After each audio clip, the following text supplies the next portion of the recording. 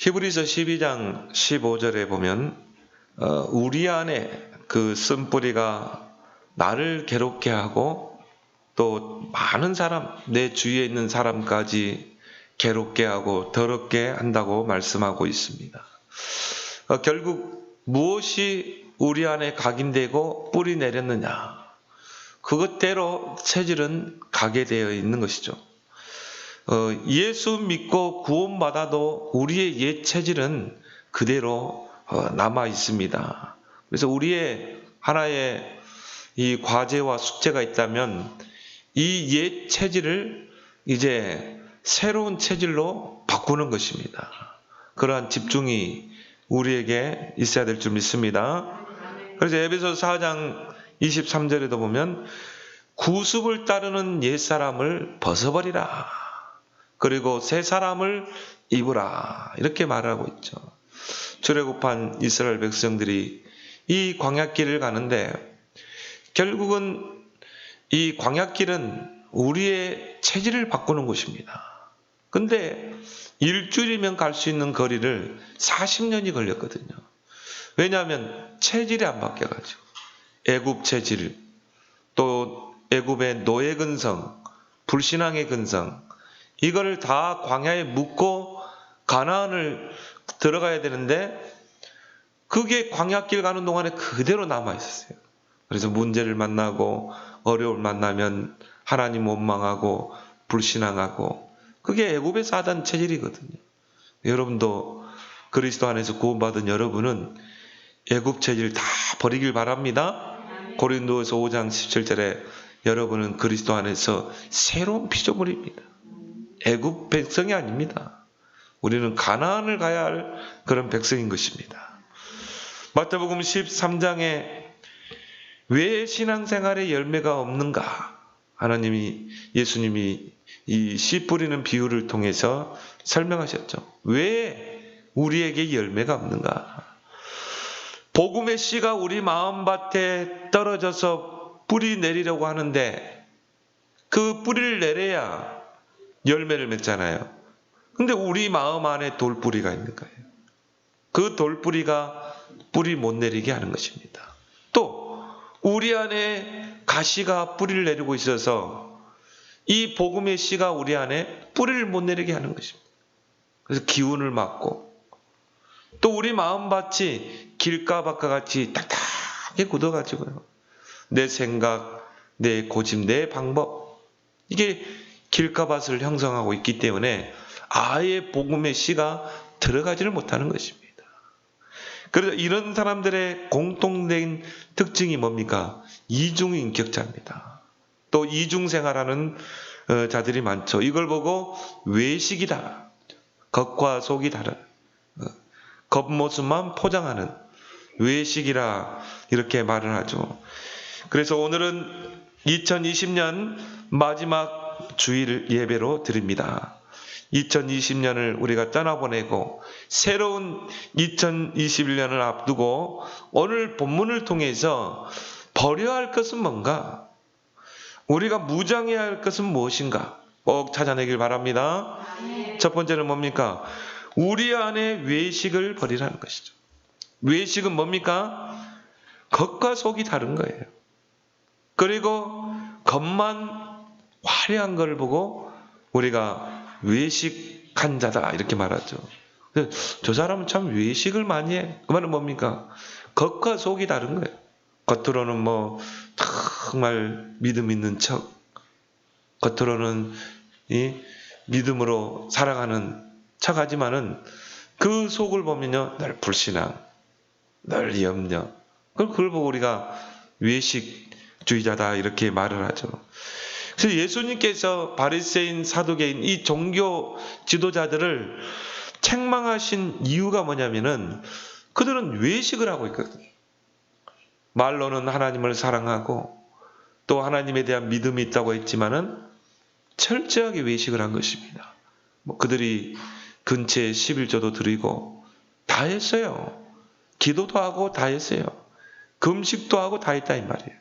그래서 예수님이 그 유대인들 또 유대 지도자들의 모든 생각을 다 바꿔버리잖아요. 그게 산상수훈입니다.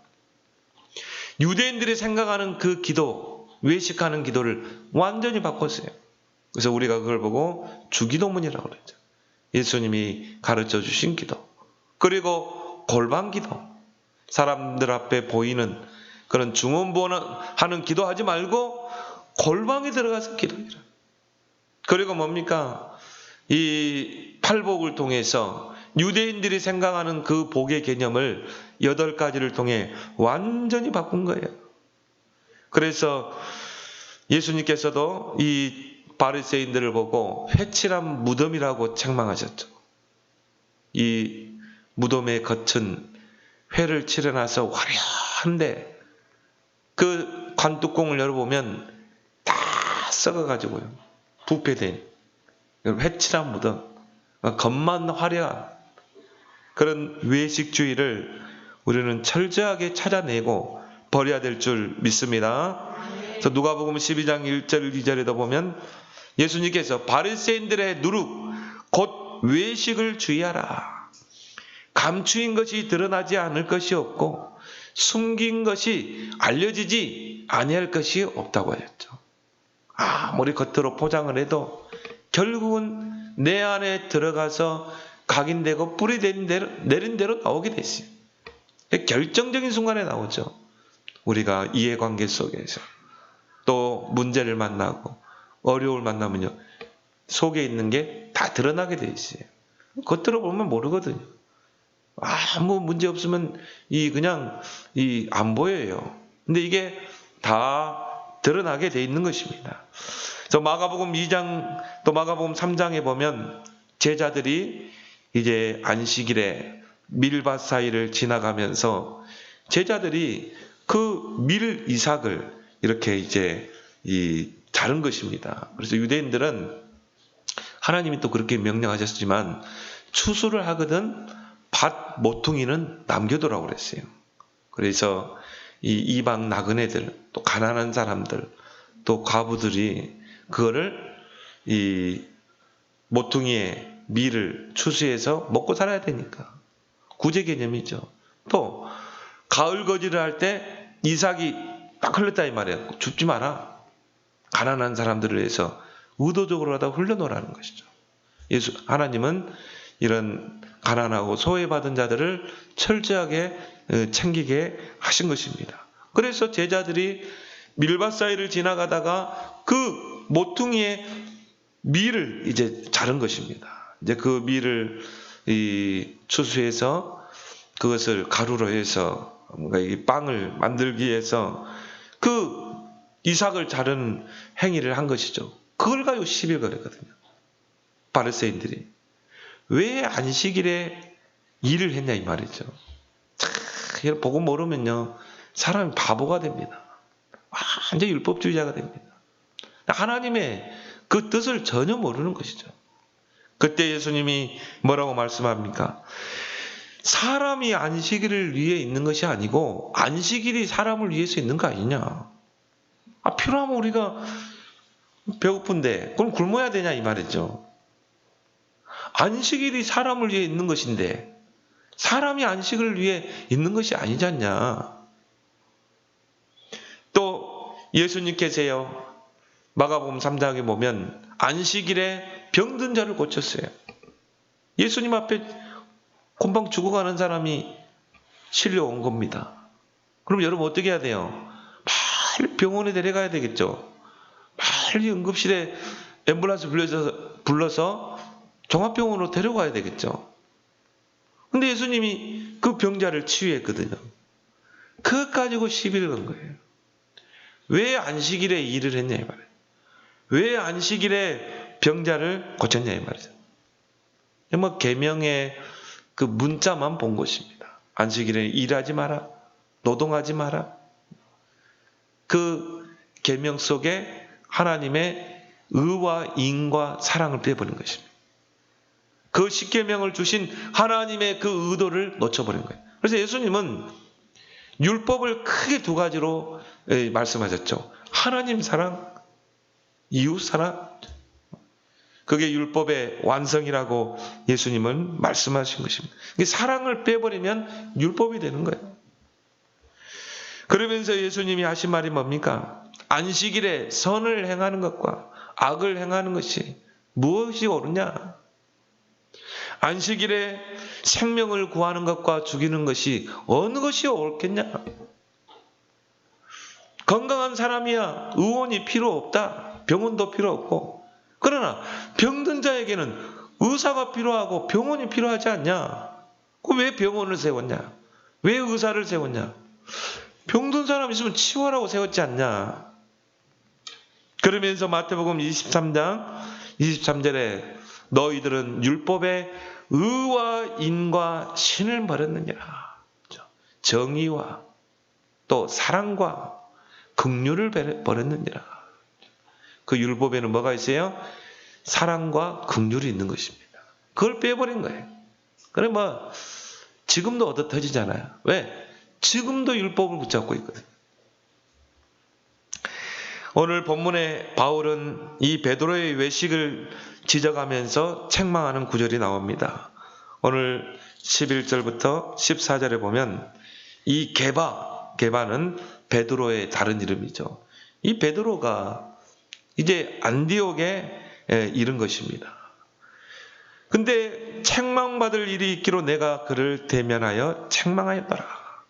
야고보에서 온 어떤 이들이 이르기 전에 게바가 이방인과 함께 먹다가 그들이 오매 그가 할례자들을 두려워하여 떠나 물러가매 남은 유대인들도 그와 같이 외식하므로 바나바도 그들의 외식에 유혹되었느니라. 예루살렘 교회, 마가다락방 교회 그런 지도자는 딱 두 명이죠. 베드로와 야고보입니다. 베드로는 또 수제자 아닙니까? 예수님의. 근데 이 야고보는 유대인들을 대표하는 기독교인이었거든요. 그런데 이 베드로가 이방인의 집에 가서 복음을 전하고 실컷 복음 전하고 영접도 시켰겠죠. 그래서 이방인이 이제 음식을 차렸다 이 말이에요. 그 음식을 먹고 있는데 야고보에게서 온 이 자들이 유대인들이 그 집에 온 겁니다. 근데요, 이 베드로가 한 짓이 뭡니까? 그들을 두려워하여, 할례자들을 두려워하여 떠나 물러가매. 유대인들도, 유대 기독교인들도 거기서 외식하게 되고, 바나바 목사까지 그들의 외식에 유혹되니라. 그거를 바울은 많은 사람 앞에서 이제 책망을 하게 됩니다. 베드로는 누굽니까? 예수님의 수제자입니다. 12제자 중에 3제자가 있고 그 3제자 중에 수제자가 누구예요? 베드로입니다. 예루살렘 교회의 수장입니다. 그리고 초대교회 지도자입니다. 근데 결국은 선민사상과 율법주의에서 벗어나지 못한 거예요. 그래서 유대 기독교인들 중에는 할례도 행하고 율법도 지켜야 된다. 예수 그리스도를 믿기도 하지만은 유대 전통에 따라서 할례도 행해야 되고 율법도 지켜야 된다. 율법주의자들이 있었거든요.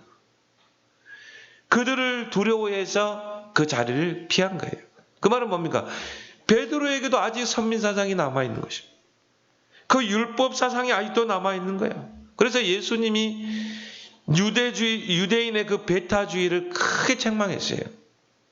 유대인만 하나님의 구원받은 백성, 이방인들은 구원에서 제외된 백성, 이렇게 베타주의 사상을 가지고 있었거든요. 못된 사상이죠. 그래서 하나님이 성전을 지을 때 처음부터 성막을 짓고 성전을 지을 때 아이들의 뜰과 이방인의 뜰을 따로 두라고 그랬어요. 그럼 뭘 말합니까? 이방인들이 와서 여호와 하나님을 경외하고 예배드릴 수 있는 그 초소를 따로 마련한 것입니다. 하나님은 유대인을 뛰어넘는 땅끝 복음화까지 하나님은 계획을 하시고 아브라함을 부르시고 이스라엘 민족을 세운 것입니다. 그런데 이스라엘 유대 민족들은 우리 민족만 하나님의 선민, 우리 민족만 하나님의 택한 민족, 우리 민족만 구원받을 백성, 이런 이 못된 사상을 가지고 있었던 것이죠. 철저하게 하나님 앞에 책망받은 것입니다. 그래서 예수님이요, 예루살렘 성전에 딱 가는데요, 성전에서는 예배드리는 소리, 기도하는 소리, 여호와를 찬양하는 소리가 들려드리잖아요. 그런데 염소 우는 소리, 송아지가 우는 소리, 막 동전 바꾸는 소리, 예수님이 와서 보니까요, 하나님의 최고의 관심이 집중된 이방인의 뜰에서 그걸 하고 있다. 그래가지고 뭡니까? 제사 드릴 짐승을 팔고 거기서 이제 얼마를 챙기고, 이 지도자들이, 예수님이 얼마나 화가 났는지 그 자리에서 막 상을 다 뒤엎고, 그리고 뭡니까? 이게 허리띠를 채찍으로 해가지고요, 막 양이나 이 송아지를 다 쫓아내버린 거죠. 내 집은 만민이 기도하는 집인데 너희들은 강도의 굴혈로 만들었구나.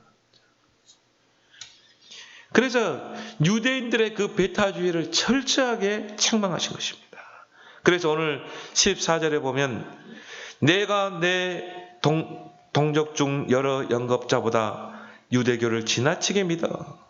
내 조상, 오늘 2장 14절이죠. 그러므로 나는 그들이 복음의 진리를 따라 바르게 행하지 아니함을 보고 모든 자 앞에서 게바에게 이르되, 네가 유대인으로서 이방인을 따르고 유대인답게 살지 아니하면서 어찌하여 억지로 이방인을 유대인답게 살게 하려느냐.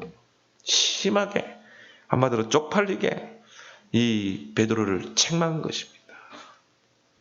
우리가 한 해를 마무리하고 이제 새로운 한 해를 또 앞두고 내 안에 버려야 할 그 옛 체질이 무엇인지 여러분이 점검하는 계기로 삼길 바랍니다. 저는 올 한 해를 쭉 돌이켜보면서요, 연초부터 코로나가 전 세계를 강타했잖아요. 그래서 많은 사람들이 혼잡 속에서, 불안 속에서 집합 금지 명령 내렸지, 사회적 거리두기. 그러니까 혼란 속에서요, 사람들이 살고, 불안 속에서 많은 사람들이 직장을 잃고 폐업하는 그런 사태, 또 교회까지 이런 어려움들이 이제 들이닥친 것입니다. 그래서 한국교회는 절반 이상이 빠져나갔다고 그러죠. 근데 저는 그걸 보면서 이거는 하나님이 우리를 갱신하라는 사인이구나. 이제 하나님께서 빨리 갱신하고 체질을 바꾸라는 그 하나님의 음성으로 들었어요. 이제 앞으로 이런 시대가 오겠다. 앞으로 제4차 산업 시대가 오고 AI 시대가 오는데 이제 우리가 옛 체질의 옷을 벗어야 되겠구나. 이제 우리는 새로운 옷을 입어야 되겠구나. 이 시대에 맞는 옷을 입어야 되고, 또 교회는 뭘 준비해야 될 것인가. 이런 새로운 갱신이 우리에게 있어야 하는가. 저는 그걸 붙잡게 된 것입니다. 하나님이 구원받은 나에게 왜 광야를 허락하셨는가? 출애굽했으면 편안하게 가나안 땅을 가야 되는데 왜 광야길로 우리를 인도하셨는가? 왜 구원받은 나에게 이 광야를 허락하셨는가? 광야는요, 나의 체질을 바꾸는 것입니다. 나를 갱신하는 것입니다. 왜요? 애굽 체질 그대로 가지고 나왔거든. 애굽의 근성을 그대로 가지고 나왔거든. 여러분이 불신자로 있다가 예수 믿었습니까? 옛날 체질 그대로 가지고 있습니다. 그래서 하나님이 우리에게 광야를 허락하죠. 렘넌트 7명도 마찬가지죠. 요셉을 노예로, 감옥으로. 그게요, 요셉의 체질을 바꾸는 것입니다. 요셉을 하나님의 사람으로 만들어가는 거죠. 여러분에게 어려움이 있습니까? 여러분에게 말 못할 문제가 있습니까? 여러분의 체질을 바꿀 기회인 줄 믿습니다. 불신앙의 체질, 염려 체질로, 정말 믿음 체질로, 기도 체질로, 하나님을 바라보는 체질로 이제는 바꿔야 될 줄 믿습니다. 여러분 누구를 바라보겠어요? 누구를 의지하겠어요? 이 세상에서는 의지할 사람 없어요. 여러분을 도와줄 사람 없어요. 오직 나의 하나님, 나의 구원자 하나님이 나의 도움이 되시고 나의 방패가 되시고 나의 기도를 들으시는 줄 믿습니다. 여러분의 사정을 아는 분은 하나님밖에 없어요. 이제 진짜 광야는 뭡니까? 너는 나만 바라봐. 이게 광야예요. 하늘의 만나를 내리십니다. 하나님 불기둥과 구름기둥으로 인도하십니다. 그걸 뭘 말해요? 너는 나만 바라봐야 돼. 너의 체질을 애굽 체질에서 나만 바라보는 체질로 바꿔야 돼. 진짜 한번 24시 하나님 집중하는 체질로 만들어 보세요. 우리 안에 남아있는 그 애굽 근성, 노예 근성, 이 불신앙의 근성을 2020년 이 광야에 다 묶고 떠나야 돼요. 그리고 우리는 2021년 하나님이 우리를 통해 이루실 그 새 일을 기대하면서 우리는 새 일을 맞이해야 될 줄 믿습니다. 보라, 이전 것은 지나갔다. 이제 내가 새 일을 행할 것이다. 이전 일은 기억도 하지 마. 나는 광야에 길을 내고 사막에 생수를 터지게 할 것이다. 이사야 43장 18절 21절 여러분 다 붙잡으세요. 하나님은 2021년 여러분을 통해 새 일을 행하실 줄 믿습니다. 두 번째 뭡니까? 이신칭의의 신앙으로 무장해야 돼요. 이신칭의란 말은 뭡니까? 오늘 16절에 나오죠. 16절에 보니까 그의 아들을 이방에 전하기 위하여 그를 내 속에 나타내시기를 기뻐하셨을 때, 꼭 1장을 읽네요. 16절에 보니까 사람이 의롭게 되는 것은 율법의 행위로 말미암음이 아니요 오직 예수 그리스도를 믿음으로 말미암은 줄을 알므로. 그렇죠? 우리도 그리스도를 예수를 믿나니 이는 우리가 율법의 행위로서가 아니고 그리스도를 믿음으로써 의롭다함을 얻으려 함이라. 율법의 행위로서는 의롭다함을 얻을 육체가 없느니라. 이 신칭의는 뭐예요? 오직 예수 그리스도를 믿음으로 말미암아 의롭게 되는 것. 우리의 행위가 아니라 율법을 내가 잘 지키고 내가 노력해서 의롭게 되는 게 아니라 오직 예수 그리스도를 믿음으로 말미암아 우리가 의롭다함을 받게 되는 것입니다. 의롭다 하는 것은 뭔 말이죠? 죄가 전혀 없는 상태입니다. 거룩한 상태입니다. 여러분 죄가 없어요? 여러분 거룩합니까? 의롭다 칭해 주는 거예요. 여러분을 의인이라 칭해 주는 것입니다. 여러분은 아무 죄가 없는 줄 믿습니다. 그리스도를 통해 모든 죄가 다 사해진 자. 지금 죄 짓는데요? 아니요. 예수님이 다 십자가에 다 못 박았어요. 그리고 여러분은요, 의인입니다. 나는 공자보다도 석가보다도 훌륭하지 못하는데요? 아니에요. 훌륭하지 못한데 하나님이 여러분을 의인으로 칭해 주는 거예요. 거룩한 자로 하나님이 여러분을 칭해 주는 것입니다. 그게 바로 이신칭이라 이 말이에요. 바울 신학의 핵심이 바로 이신칭의입니다. 바울은 율법을 신봉했던 유대인들의 그 잘못된 신앙을 배격하고 오직 믿음으로 의롭게 된다는 그 복음의 핵심을 강조하는 것입니다. 그것 때문에 유대인들에게 수많은 핍박을 받았어요. 유대인들은 율법의 행위로 의롭게 된다 이렇게 생각했거든요. 할례도 행하고 전통도 지키고 율법의 1.1획도 다 지켜야 된다. 그래야 의롭게 된다. 그래서 성경에 없는 율법까지 다 만들어놨다. 안식일에 일하지 마라. 유대인들은 이 900m 반경을 두고요. 그 900m 반경이 나가면 안 돼. 그래서 내가 예를 들어서요, 이 주일날에 안식일에 가스가 들어있다 이 말이에요. 가스 떨어지면 어떻게 돼요? 밥을 해야 되잖아요. 그러면은 유대인들 안 가요. 이방인들 시켰어요. 이방인들 보고 가스 좀 시켜달라. 이방인 너희들은 죄 범해도 돼. 우리는 거룩한 민족이니까 일하면 안 돼. 이방인들 시키고. 그럼 이 율법을 완전히 왜곡한 것입니다. 그래서 바울은 그 부분에 대해서 책망을 하는 거예요. 복음을 놓쳐버리고 완전히 율법 행위에 속고 있는, 그래서 어느 정도까지 이야기했냐, 그 율법을 통해 의롭다함을 받으려고 하는 것은 그거는 사단에게 이용당하는 것이다. 바울은 유대인들을 철저하게 책망을 합니다. 그것 때문에 바울은 핍박을 했어요. 위협을 가하고. 근데 바울은 결코 물러서지 않았습니다. 이 신칭이 우리가 의롭게 되는 것은 율법의 행위가 아니고, 율법을 지킴으로 의롭게 되는 게 아니고, 오직 예수 그리스도를 믿음으로 말미암아 의롭게 됩니다.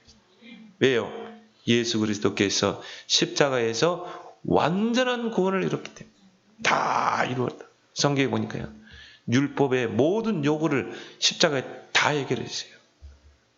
어떻게 표현했어요? 율법을 폐하셨다. 율법을 십자가를 통해 완성하셨다. 두 가지입니다. 하나님을 향한 사랑, 이웃을 향한 사랑. 그 두 가지로 율법을 완전히 이루셨다. 성취하셨다. 이게 바로 바울의 핵심인 이신칭의 신앙인 것입니다. 그게 갈라디아서 로마서에 많이 나와 있죠. 그래서 바울이 쓴 이 갈라디아서 로마서는 바울의 이신칭의 교과서와 같습니다. 제가 신학교 때 제일 감명 있게 읽었던 이 성경 중에 하나가 갈라디아서 로마서거든요. 그때 제가요, 이신칭이, 우리가 의롭게 되는 것, 우리가 구원받는 것은 오직 예수 그리스도로 말미암아 내가 의롭게 되는 것이구나. 내 행위가 아니고 내가 막 열심히 노력하고. 캐톨릭은요, 이신칭의 신앙에서 완전히 벗어난 것이죠. 왜? 캐톨릭은 행위구원이잖아요. 내가 노력해야 돼요. 예수 그리스도 믿는 거 액세서리입니다. 하나의 액세서리라. 내가 노력해야 돼. 내 행위로 구원받는 거예요. 바울의 이신칭의 그 신앙은 그리스도인들에게 영적 자유를 향한 메시지를 던지는 것입니다. 여러분, 정말 이신칭이를 알면요, 자유함이 있습니다. 진리를 알지니 진리가 너희를 자유롭게 하리라. 유대인의 그 종교적 율법주의를 반박하는 거예요. 그래서 바울은 갈라디아 5장 1절에 뭐라고 합니까? 하나님이 너희를 자유케 하기 위해서 너희에게 자유를 주었으니 더 이상 율법의 멍에를 매지 말라. 여러분 안에 율법의 멍에 있습니까? 다 던지길 바랍니다. 율법의 특징이지 뭡니까? 남을 비판하는 거, 판단하는 거, 정죄하는 거. 이게 율법이거든요. 비교하는 거. 나는 이런데 너는 왜 이래? 이거거든요. 그래서 참 우리가 이런 부분에 중요해야, 어제도 그런 이야기 했죠. 70번씩 7번이라도 용서해야 돼. 왜? 다 창세기 3장 인생이라. 우리는 자칫하면요, 이 율법주의가 될 수 있거든요. 그래서 이 이신칭의 신앙은 많은 이방인들로 하여금 그 복음 앞에 나올 수 있는 큰 문을 열어놨어요. 큰 길을 닦은 게 바로 이신칭의 신앙인 것입니다. 로마서 10장 13절에 누구든지 주의 이름을 부르는 자는 구원을 받으리라. 근데 강도도 정말 주의 이름을 부르고 하나님 앞에 나오면 어떻게 돼요? 예수 그리스도를 믿음으로 말미암아 의롭게 될 줄 믿습니다.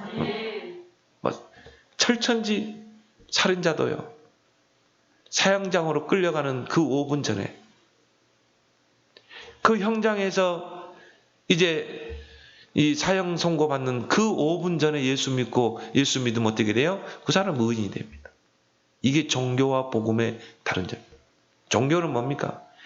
하나하나 다 따집니다. 너 이런 죄 짓지, 이런 죄 짓지. 복음은 뭐예요? 너희 죄가 진홍빛 같을지라도 흰 눈과 같이 양털과 같이 희게 하리라. 너희 죄를 다 바다에 던졌느니라. 그리스도 안에 다 끝난 줄 믿습니다. 여러분이요, 이제 뭡니까? 진짜 그리스도를 통해 구원받은 자는요, 진짜 의로운 삶을 살아야 돼요. 나는 이제, 꼭 구원파들이 그러잖아요. 나는 구원받았기 때문에, 좀 죄 지어도 괜찮아? 그렇게 한번 해보세요. 하나님이 그때는 뭐를 드려요? 회초리를 듭니다. 하나님의 자녀기 때문에. 내 자녀가 저 불구덩이로 뛰어들면 어떻게 돼요? 막아야죠. 그래도 가려면 매를 들어야죠. 우리의 영의 아버지 하나님이 이제 나의 삶을 간섭하시는 것입니다.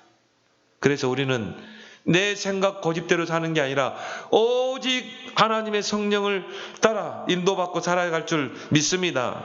중요한 건 뭐예요? 우리는 그리스도 안에서 자유하죠. 예수 그리스도를 말미암아 이제 의롭게 된 의인이다. 하나님이 우리를 의롭다 칭해 주는 것입니다.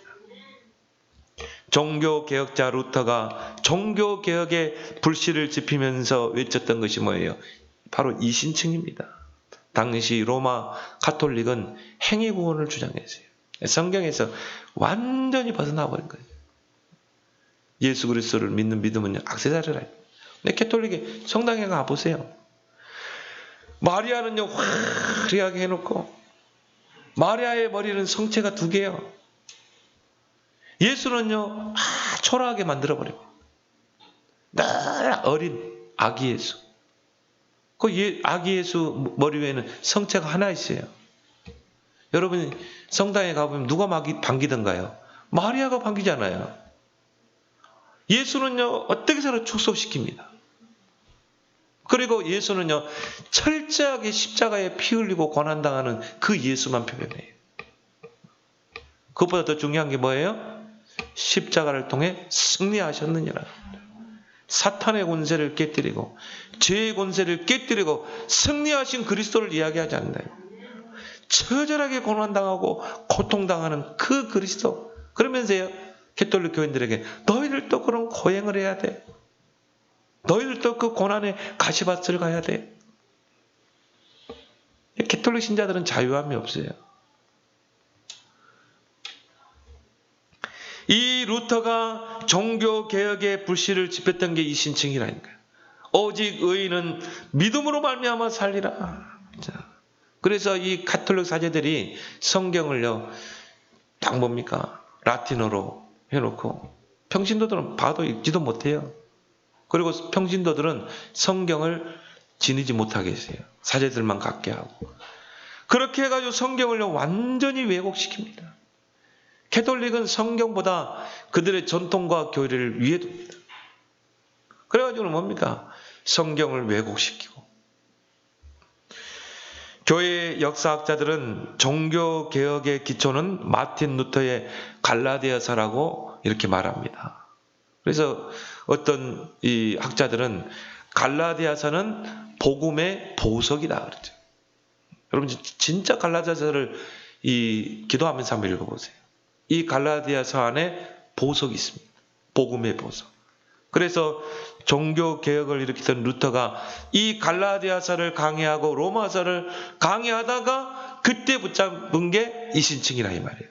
로마서 1장 16절 17절에 복음에는 하나님의 의의가 나타나서 믿음으로 믿음에 이르게 하나니 오직 의인은 믿음으로 말미암아 살리라. 그렇죠? 이게 종교개혁의 모토입니다. 오직 의인은 믿음으로 말미암아 살리라. 누굽니까? 예수 그리스도를 믿는 그 믿음으로 말미암아 살리라. 그래서 의에는 크게 2가지가 있어요. 하나님의 의의가 있고 인간의 의의가 있습니다. 이 둘의 차이점은 뭡니까? 큰 차이점은 출발점이 달라요. 하나님의 의의는 출발이 어디예요? 하나님에게서 출발해요. 하나님이 구원을 작정하시고 하나님이 구원자를 보내시고 하나님이 십자가를 통해 구원을 완성하시고 그 예수 그리스도를 믿는 자들에게 의롭다함을 주시고 인간의 의의는 출발점이 뭐예요? 납니다. 내가 선을 행하고 내가 노력하고 그리고 행위와 믿음. 인간의 의의는 뭐래요? 나의 행위. 그렇지만 하나님의 의의는 뭡니까? 믿음? 그냥 믿으라는 거예요. 뭘 믿습니까? 예수가 그리스도 구원자라는 그 사실. 믿음으로 말미암아 살리라 그러죠. 그래서 모든 종교가 지향하는 것이 뭡니까? 인간의 의입니다. 출발점이 나예요. 내가 선을 행하고 내가 노력하고 내 스스로 자력으로 구원받고 그게 종교의 인간의 의인 것입니다. 그러나 하나님이 우리에게 주신 이 복음이 지향하는 것은 하나님의 의입니다.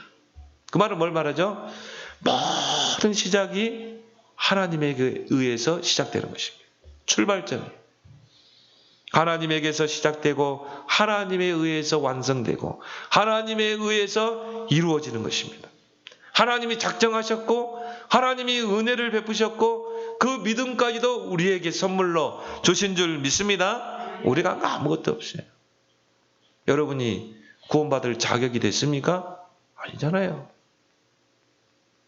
전혀 구원받을 조건도 안 되고 자격이 안 된 내 인생 가운데 하나님이 찾아오신 거예요.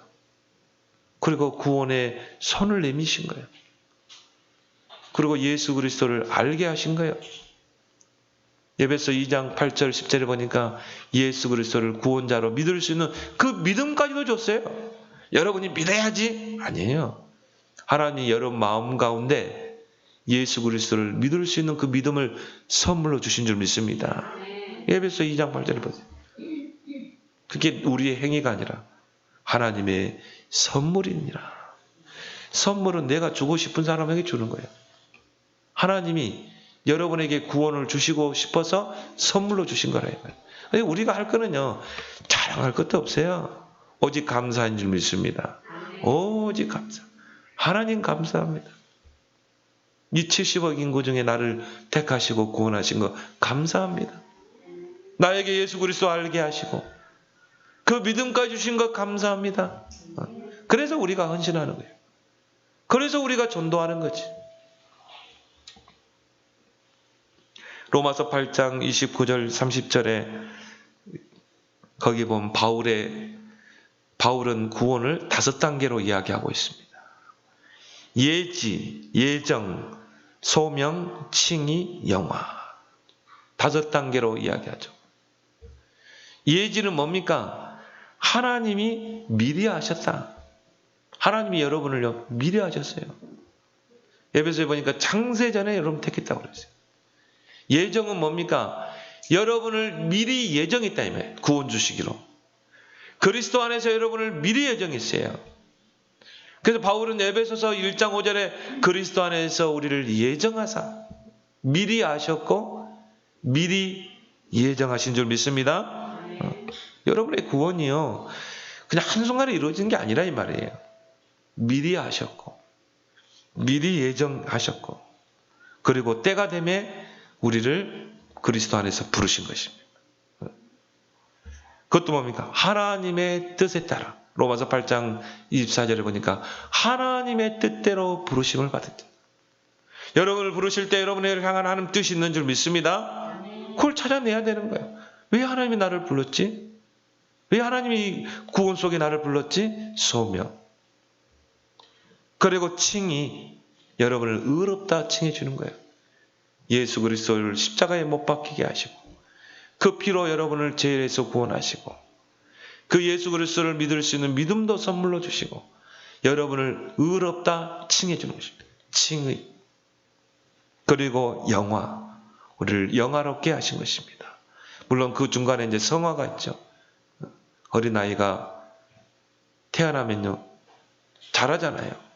그러면서 장성한 자가 되잖아요. 이제 하나님이 여러분을 성화시켜 나갑니다.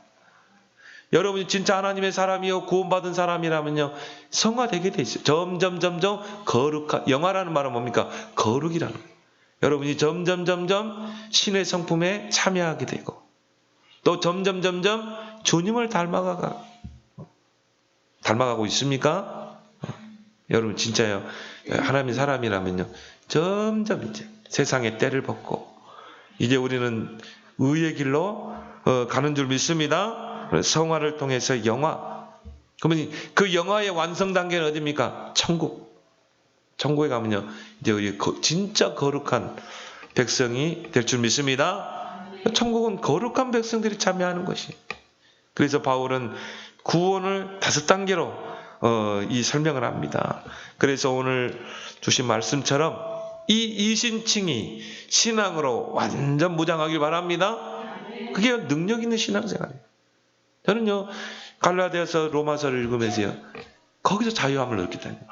그리고 우리가 의롭게 되는 게 행위가 아니구나. 내가 노력이 아니구나.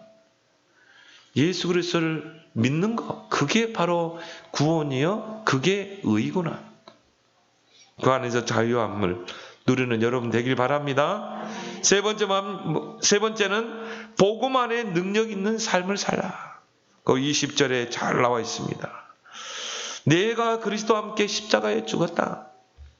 이제 내 안에 내가 사는 것이 아니요 그리스도가 사는 것이다. 나는 이제 오직 그리스도를 위해 사는 것이다. 참 위대한 고백이죠. 여러분이 이 갈라디아 2장 10절이 되면 진짜 능력 있는 삶이 됩니다. 그래서 갈라디아 2장 20절은 크게 3부분으로 나눌 수가 있어요. 여러분 이 3가지가 여러분의 것이 되길 바랍니다. 그러면요, 이 3가지가 여러분의 것이 되고 여러분의 고백이 되면 능력 있는 신앙생활이 된다니까요. 그 첫 번째가 뭡니까? 그리스도 안에서 나는 죽었다. 그리스도가 십자가에 못 박혀 죽을 때 나도 죽은 거예요. 뭐가 죽었습니까? 죄에게 종노하던 나, 사단에게 종노하던 나는 이미 그리스도의 십자가의 죽으심과 함께 죽은 거예요. 나의 옛사람은 죽은 거예요. 창세기 3장, 6장, 11장. 나 중심, 육신 중심. 뭔가 하나님 없이 내가 뭔가 해보려고 하는 옛사람은 이미 죽은 겁니다. 날마다 여러분요, 사망 선고를 이야기해야 돼요. 그래서 전에 이중표 목사님, 지금은 돌아갔죠. 그분이 항상 강조한 게 별세. 나는 죽었다. 별세의 신앙. 그분은 항상 강단에서 뭐냐? 별세. 여러분 별세 하세요. 화난 일 있습니까? 별세 하세요. 미워할 일 있습니까? 별세 하세요. 별세의 신앙. 그리스도 안에서 나는 죽었다. 여러분 다툴 일 있습니까? 나는 죽었지. 여러분이 분한 일 있습니까? 그래, 나는 죽은 자야. 그래서 바울은 고린도전서 15장 31절에 나는 날마다 죽노라. 바울은 날마다 죽노라 했는데 저와 여러분들은요, 분초마다 죽길 바랍니다. 내가 나를 자랑하고 싶다. 나는 죽었지. 내가 저 사람 미워 죽겠어. 그럼 어떻게 해야 돼요? 그래, 나는 죽었잖아. 두 번째 갈라디아 2장 20절의 의미는 뭡니까? 이제 그리스도께서 내 안에 사신 것이다. 이제 주님과 나는 동거하는 삶이야. 계시록 3장 20절에 볼지어다 내가 문 밖에 문을 두드리노니 누구든지 내 음성을 듣고 문을 열면 내가 들어가 그로도 벌어먹고 그는 나로도 벌어먹으리라. 주님과 내가 내 안에서 주님과 나는 함께 사는 것입니다. 그걸 보고 우리는 뭐라고 그러죠? 임마누엘. 주님이 내 안에서 나와 함께 동거하고 살고 있는 것입니다. 그래서 이제는 주인이 바뀐 거예요. 내가 내 인생의 주인이 아니에요. 착각하지 마세요. 그리스도가 여러분의 주인 줄 믿습니다. 그러면요, 내 생각, 내 계획 없어요. 나는 이거 깨달으면서부터 그때부터 계획이 없었어요. 나는 흐름만 따라가는 것이다. 나는 언약의 흐름을 따라가는 것이다. 나는 말씀의 흐름을 따라가는 것이다. 나는 언약길을 따라간다. 내 계획 없다. 나는 내 생각도 없는 거야. 나를 주장할 필요도 없어. 왜요? 그리스도가 내 인생의 주인. 그래서 베드로전서 5장 7절에 염려할 일이 있냐? 너희 염려를 다 주께 맡겨버려. 여러분이 머리 싸매고 염려할 필요 없어요. 자식 말썽 부립니까? 그 자식 때문에 머리 싸맬 필요 없어요. 그것 때문에 염려할 필요 없어요. 남편이 속썩입니까? 하나님은 여러분을 염려하지 말라고 그래요. 다 주님께 맡기길 바랍니다. 그게 기도 아닙니까? 마태복음 6장에 너희가 염려함으로 키를 한 자나 더 할 수 있냐 이 말이에요. 없잖아요. 주님께 맡기는 거지. 그리고 우리는 뭐예요? 하나님의 나라와 하나님의 의에 올인하는 것입니다. 쉽게 말하면 복음 누리고 증거하는 일에 올인해봐요. 그러면 이 모든 것을 내게 다 하시라. 이제 모든 염려를 다 주님께 맡기길 바랍니다. 그래서 여러분에게 있는 모든 문제, 그건 다 기도 제목입니다.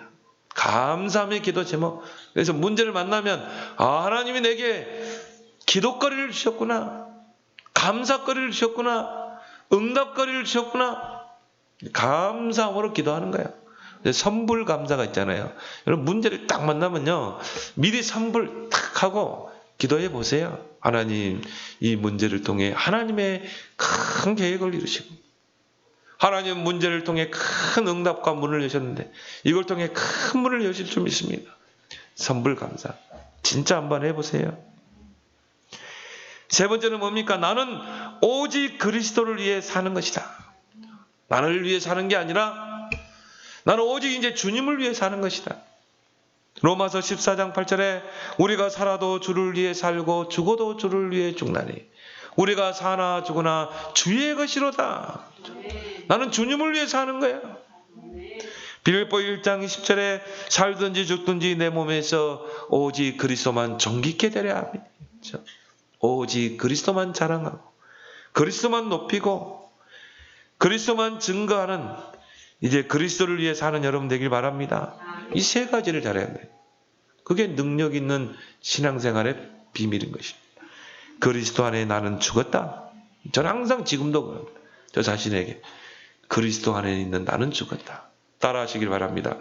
그리스도 안에 있는 나는 죽었다. 그리스도 안에 있는 나는 죽었다. 그리스도께서 내 안에 사신 것이다. 그리스도께서 내 안에 사신 것이다. 나는 이제 오직 그리스도를 위해 산다. 나는 이제 오직 그리스도를 위해 산다. 이 세 가지가 여러분의 신앙 고백이 됩니다. 이 세 가지를 항상 여러분에게 이야기하세요. 그럼 능력 있는 신앙생활 될 줄 믿습니다. 복음은 아는데, 복음은 가졌는데 이 복음화가 안 되는 거예요. 갈라디아 2장 10절에 안 되는 거예요. 다 구원받아놓고. 복음은 알면 알수록 나를 겸손케 합니다. 나에 대해서는 자랑할 게 없어집니다. 오직 그리스도만 자랑하게 돼요.